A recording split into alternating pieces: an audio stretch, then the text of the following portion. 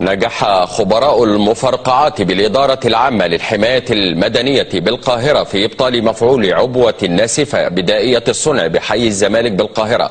وكان الرائد أحمد رشدي رئيس نقطة الزمالك قد تلقى بلاغا بالاشتباه في حقيبة بشارع المرصفي بدائرة النقطة، وقام على الفور باختار خبراء المفرقعات لفحصها، حيث تبين أنها تحتوي على جسم اسطواني به كمية من الغاز موصول بدائرة كهربائية وهاتف محمول بتايمر، وجاري تمشيط المنطقة للتأكد من عدم وجود أي عبوات أخرى.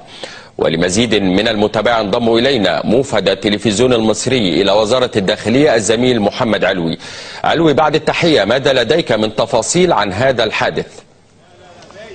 بشير، تحياتي إليك وللمشاهد الكريم. في البداية خلينا ننفي تماما وجود أي قنبلة بدائية الصنع في منطقة الزمالك. هذا النبأ عاري تماما من الصحة، ولكن الصحيح هو بلاغ لخبراء المفرقعات ورصد من خلال كاميرات مركز الخزف الإسلامي بشارع الشيخ المرصفي بالزمالك عن وجود أسطوانة أسفل سيارة. انتقلت على الفور خبراء المفرقعات إلى هناك. تم وجود وتم الكشف عن وجود أسطوانة خاصة بأنبوبة فريون، يعني لعملية شحن التكييفات. كانت موجودة فارغة أسفل إحدى السيارات، لكن لا يوجد أي أسلاك، لا يوجد أي مؤشرات.